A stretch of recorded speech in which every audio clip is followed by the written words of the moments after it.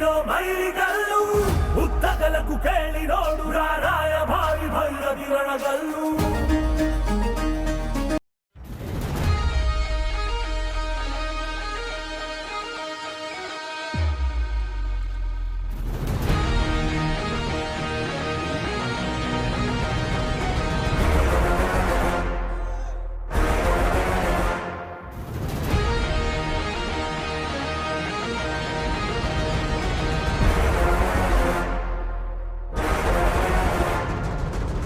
ಇತಿಹಾಸವೇ ನಿಬ್ಬೆರಗಿಸುತ್ತಾ ಎತ್ತಿ ಹಿಡಿದಿರೋ ಮೈಲಿಗಲ್ಲು ಉದ್ದಗಲಕ್ಕೂ ಕೇಳಿ ನೋಡು ರಾರಾಯ ಭಾರಿ ಭೈರದಿರಣಗಲ್ಲು.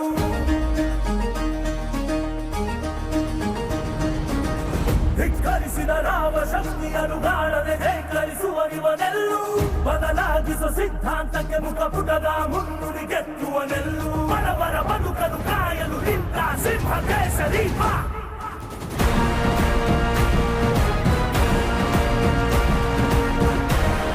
ರಿಲೀಸ್ ಆದ ದಿವಸದಿಂದ ಭೈರದಿರಣಗಲ್ಲು ತುಂಬಾ ಬೇಗ ಓಡ್ತಾ ಇದೆ. ಇದಕ್ಕೆ ಏನು ಹೇಳ್ತೀವಿ?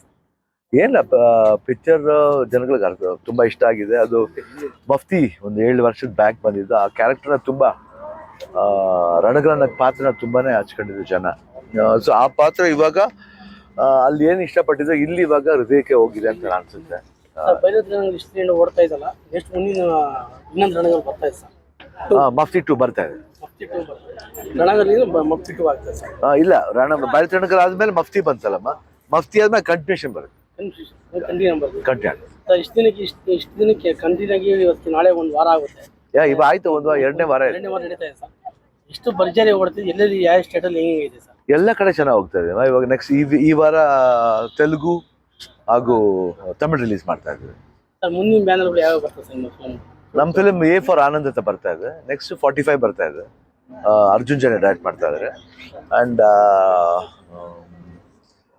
ಶೂಟಿಂಗ್ ನಡೀತಾ ಇದೆ ಇನ್ನೊಂದು ಪಿಕ್ಚರ್, ಅದು ಹೆಸರು ಇಟ್ಟಿಲ್ಲ.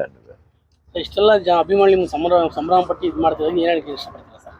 ಸಂತೋಷ ಆಗುತ್ತೆ. ಈ ಸಂಭ್ರಮ ಅಂದ್ರೆ ಅವ್ರ ಸಂಭ್ರಮಕ್ಕೆ ತಾನೇ ನಾವಿದ್ದೀವಿ. ಇವತ್ತು ನಾನು ಇಷ್ಟು ಮಟ್ಟಿಗೆ ಬೆಳೆದು ನಿಂತಿದ್ದೀವಿ ಅಂದ್ರೆ ಅವರ ಒಂದು ಸಂಭ್ರಮ, ಅವರ ಒಂದು ಪ್ರೀತಿ ವಿಶ್ವಾಸ. ಸೊ ಆ ಪ್ರೀತಿ ವಿಶ್ವಾಸ ನಾವು ಉಳಿಸ್ಕೊಂಡು ಹೋಗ್ಬೇಕಾದ್ರೆ ಸರ್. ಭೈರದಿರಣಗಲ್ಲು 62 ವರ್ಷ ಆದ್ರೂ ನೀವು 32 ವರ್ಷ ತರ ಕಾಣ್ತಿರೋದಕ್ಕೆ ಏನು ಹೇಳ್ತೀರಾ?